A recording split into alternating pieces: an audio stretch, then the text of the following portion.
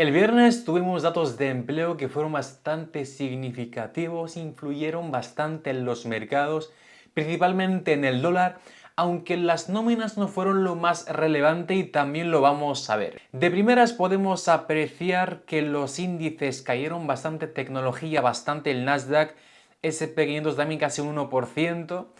El CAC 40 igualmente cayendo un 0,4, el DAX alemán cayendo un 0,5, ¿vale? Veis que los índices cayeron bastante con estos datos, principalmente Estados Unidos, mientras que el oro se mantuvo más o menos bien y sabréis también el por qué. Pero sin duda los que más sufrieron fueron la tecnología principalmente. Vayamos a las nóminas porque explican en parte este movimiento. Para comprender mejor las nóminas, vayamos al caso del DXY, que es el índice del dólar. Para mí no es el índice, no es el activo instrumento que mejor caracteriza el dólar, pero ¿vale? Históricamente se ha usado, así que también nos sirve, ¿vale? ¿Qué es lo que ha pasado? Bueno, salieron las nóminas no agrícolas negativas, la primera lectura tampoco tanto, hablamos de una diferencia de 20.000 y algo, sí que es una diferencia significativa, pero no es abismal, no es tan grande, pero lógicamente su lectura fue negativa de primeras, de ahí que tuvimos esa primera caída hacia abajo en el DXY y también fortaleza de pares que se negocian en dólares, eurodólar, libra dólar y otros pares de interés. Mientras que justo después salieron los datos del desempleo, un dato bastante relevante actualmente, que salió pues un poco por debajo de la previsión, un 4%, lo cual significa que hay menos desempleo, lo cual por consecuente es algo positivo para el dólar junto con el salario o la media salarial por hora, que es lo que vemos por aquí, en un 0,5%, que es un cambio importante. Lógicamente, para entender mejor estos números, estos datos que no dejan de ser números, sería conveniente que tengamos una referencia o algo con el que podamos relacionar o vincular estos datos como para poder juzgar si son buenos, malos o en qué medida realmente.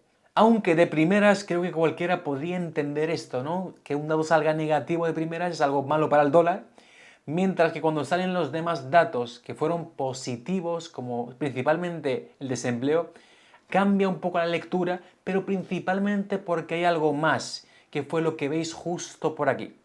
Lo que veis aquí en verde son las revisiones que salieron muy alcistas, es decir, el dato anterior, el del mes anterior, se ha vuelto a revisar y parece ser que realmente no hubieron 250.000 empleos o nóminas, sino que realmente al revisarlo fueron 300.000 empleos.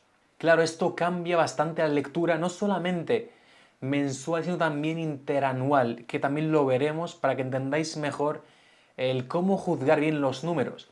Para que no se quede esto en el aire y podáis entender las revisiones, os recomiendo cualquier plataforma, todas reflejan revisiones, lógicamente en mi caso uso otra que es mucho más rápida, pero Forex Factory también nos puede servir, ¿vale?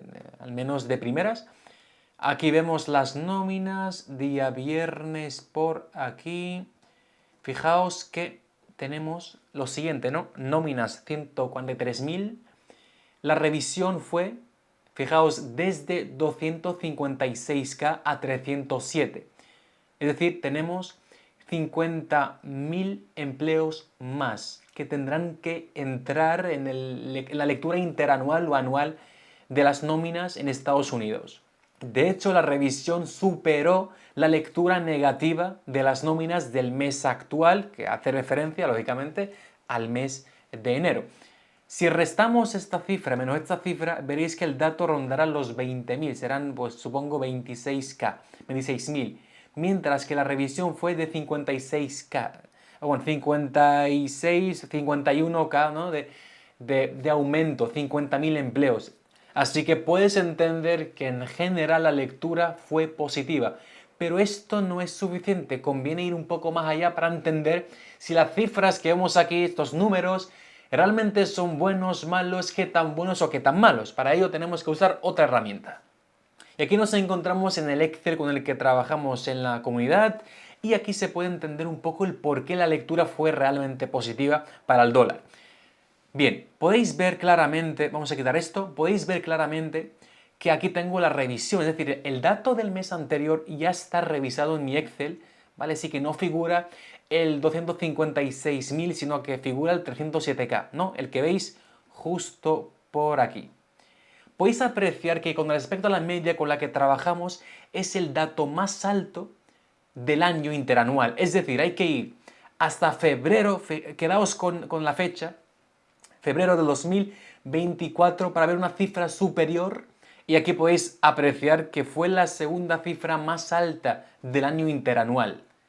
Desde aquí hasta aquí y superando la media con la que trabajamos. Luego tenemos el desempleo, que se puede apreciar que la tendencia es alcista.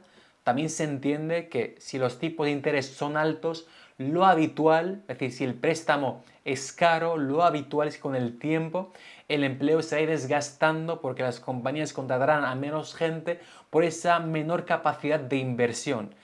Y es normal que la tendencia sea alcista. Sin embargo, lo que salió, el 4%, nuevamente rompe esa tendencia hacia abajo. Veis aquí claramente. Y encima es el dato, por debajo de la media con el que trabajamos, y encima es el dato más bajo porque si cogemos únicamente un año, vais a ver que hubo una especie de rango, es el que veis por aquí, este rango en torno a 4,10 al 4,3, 4,2 y este valor rompe ese rango y nos posicionamos nuevamente ¿en qué fecha? En la de junio, perdón, del 2024. Hablamos ya de más de 8 meses que no vemos cifras del 4% y eso que seguimos con tipos altos. Viendo eso y volviendo al dólar, podemos apreciar que la lectura en general es alcista con razones y motivos y que lo normal sería buscar compras después de una lectura o unos datos de este tipo, ¿no? O sea, más que una manipulación de mínimo de ASE, mínimo diario, sino más bien es la corrección de una lectura de bajista porque es el primer dato que salió, luego se corrigió y salieron los demás, ¿vale? Ese fue un poco el orden que vimos. Sin embargo, pasó algo más. De hecho, si vemos los índices, se puede ver que la lectura del empleo fue positiva para el Nasdaq, ¿vale? Porque no hay que confundir un empleo muy bueno con un empleo que está bien. Si el empleo está bien, es algo bueno normalmente para los índices. Tecnología también, el SP500 incluso mejor. Seguramente tendremos un desempeño incluso mejor, fijaos, mucho más alcista, ya que el empleo bueno es algo bueno para las compañías, aunque si el empleo es demasiado bueno, ahí la cosa puede cambiar porque va a afectar a la deuda. De hecho, para entender mejor el efecto de las nóminas, hay que ver un poco el bono a 10 años, que veis que la lectura empezó bajista con absorción e impulso, y esto es lo que mejor representa el dólar como fortaleza, ya que el DXY se combina o se ve bastante influenciado por otras divisas que no tienen por qué afectar al dólar, pero por ejemplo el euro, ¿vale? Y así que siempre sería conveniente, al menos para mí, combinar el DXY también con los bonos a 10 años, ya que representa la capacidad de endeudamiento del gobierno y eso está directamente vinculado con la macroeconomía. Además, esto no es nada bueno ni para las empresas ni para los índices, lógicamente, porque es sinónimo o bastante similar a que los inversores o el mercado cree que los tipos se van a mantener durante más tiempo altos. Si es así, porque se espera que la inflación siga subiendo, también significa que es bastante frecuente que las compañías tengan complicaciones para poder reinvertir o pedir préstamos a tipos altos. Por eso esto no es nada bueno para las compañías o para los índices, pero sí que es bueno para el dólar como divisa o para la fortaleza del dólar como tal. Sin embargo, hubo algo más detonante, porque si vamos a ver, por ejemplo, cualquier otra divisa como el euro dólar, vais a ver que justo aquí hubo un movimiento bastante agresivo hacia abajo, o lo mismo que si entramos el DXY podemos ver que hubo una reacción bastante fuerte después de las nóminas a partir de las 4:30 por ahí. De hecho, en el caso de SP500, el Nasdaq fue lo que principalmente causó esa caída, principalmente fue lo segundo que entró en juego, podéis ver esta caída importante, y esto fue por el segundo elemento que el mercado estaba esperando, porque antes de que sucediera, a pesar de que las nóminas fueron buenas, el empleo en general fue bueno, el mercado no tomó acción porque normalmente, históricamente hablando, normalmente eso debería caer más, es decir, esto debería caer, puede corregir un poco y seguir cayendo, sería lo normal con datos de este tipo y con ese cambio en las expectativas de los tipos de interés, donde con esto se espera que la pausa sea incluso más larga.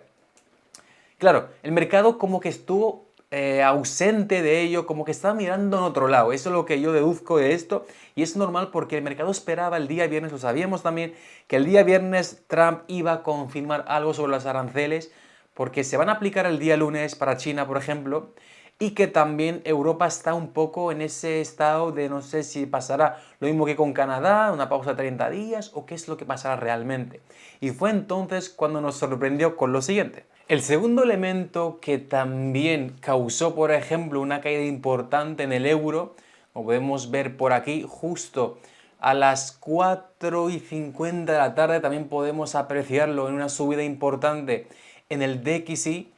Esto fue principalmente por una declaración de Trump que decía, literalmente, que anunciará aranceles recíprocos a varios países la próxima semana. Y encima, muy inteligente, dice que tiene los aranceles de los automóviles encima de la mesa, precisamente apuntando al punto débil de la Unión Europea. De hecho, el oro mantuvo bien la compostura, se mantuvo firme, precisamente porque esto también agrega incertidumbre a la economía, porque no sabemos si los va a aplicar o no, en qué medida, a qué países, qué porcentaje y cómo podrá afectar a la economía. Pero es interesante cómo afectó bastante al caso europeo, al euro principalmente, y esto es porque actualmente hay una tasa arancelaria de parte de Europa a Estados Unidos, media del 2,2%, y en el caso de los automóviles hay una tasa arancelaria del 10% para los automóviles que importa Europa de Estados Unidos. De hecho, muchas veces se queja de esto, de que no entiende que haya aranceles del 10% para los automóviles de Estados Unidos, mientras que a la inversa es de tan solo el 2,5%. De hecho, podría tratarse de una especie de aviso, de recomendación, de tomar acción y retirar cualquier tipo de arancel o impuesto aplicado a Estados Unidos. Pero es curioso cómo a Japón no le ha afectado en absolutamente nada y tiene sentido. De hecho, si vamos aquí, esto fue por el NFP, las 4:50 fue más o menos aquí. Fijaos cómo en el yen esto no le afectó prácticamente en nada, es decir, no le afectó nada. De hecho, siguió bajando el dólar yen debido nuevamente a esa incertidumbre. Y esto es porque hay tres elementos que entran en juego y que favorecen a Japón en este sentido. De hecho, resulta curioso porque literalmente comentó que lo que más le preocupaba es que haya balanzas comerciales negativas para Estados Unidos. Es decir, que la diferencia entre exportación e importación entre un país y Estados Unidos resulte negativa para Estados Unidos. Ya sea porque Estados Unidos importa más de lo que exporta ese país o por las cuantías económicas que existan. Normalmente tiene que ver más bien con cuantías económicas. Fijaos cómo comentó literalmente que no le gusta que haya balances comerciales negativos para Estados Unidos, pero es que incluso siendo Japón un caso claro donde se cumple que hay una balanza comercial negativa, de hecho veis aquí en 2023, lo último que hay aquí, donde se ve que Japón importó mucho menos de lo que hizo Estados Unidos, pero no le afectó nada en materia del yen o incluso la renta variable, principalmente porque hay tres elementos que entran en juego y que son muy importantes. El primer elemento es esa cercanía que hay entre Japón y Trump. Digo Trump porque realmente él mismo en la década de los 90 tuvo que ir, después de una racha económica muy mala para su compañía, tuvo que ir a Japón presencialmente en busca de inversores japoneses que pudieran invertir y levantar la empresa Trump. Así que también podríamos meter dentro las variables que hacen que sea más flexible con Japón. Número uno. Lo segundo es que los aranceles no influyen tanto a Japón porque está económicamente muy balanceada. No es que importe mucho de Estados Unidos como el caso de Canadá o el caso de México, no es el caso, así que los aranceles, si son universales, no le afectan mucho porque se van a ir repartiendo entre países con los que también hace negocios y no les va a afectar más allá de que a Japón no es un país que importe mucho de Estados Unidos. Y el tercer elemento, y para mí es clave, por eso mismo, a pesar de que dijo literalmente que no le interesa que haya balanzas comerciales negativas, incluso con Japón, no fue algo negativo, principalmente porque a Trump no le interesa esto, no le interesa no le interesa que los bonos a 10 años se encuentren en niveles tan altos, que la deuda o el coste de la deuda o de financiación sea tan elevado, porque no le interesa. ¿Y qué tiene que ver esto con Japón? Y es que Japón es el número uno, es el país número uno en materia de compra de deuda de Estados Unidos. Posee muchos bonos y la manera que hay para bajar esto es precisamente comprando más, no vendiendo bonos de Estados Unidos. Así que es una especie de arma que tiene Japón para poder defenderse. Por eso, cuando hay incertidumbre en la economía y más cuando afecta a Estados Unidos, vemos que Japón y el yen se convierten en buenos refugios. Por eso vemos que el euro frente al yen cayó bastante, podemos ver que también la libra frente al yen cayó bastante. De hecho, también se puede apreciar en el dólar frente al yen, donde podemos ver que se mantuvo en rango, o sea, se mantuvo en el mismo precio de apertura, 0,02%, eso no es nada para ser el yen, a pesar de las nóminas, a pesar de los aranceles. Por eso mismo, la próxima semana estamos atentos principalmente a dos eventos, quitando la parte macroeconómica, porque hay datos bastante relevantes para el dólar, pero más allá de eso, hay dos eventos importantes. Primero, tenemos lo que es la contestación de Trump, ¿no? El saber qué es lo que va a decidir, qué tipo de arancel va a imponer, qué porcentaje sobre qué economías. Y luego también saldrá seguramente a la luz el presupuesto, sobre todo paquete de impuestos y gastos que planea la administración Trump y que tienen que votarse. Ten en cuenta que tiene planificado bajar los impuestos, tanto corporativos como personales o de renta, y con qué valores nos va a sorprender Donald Trump.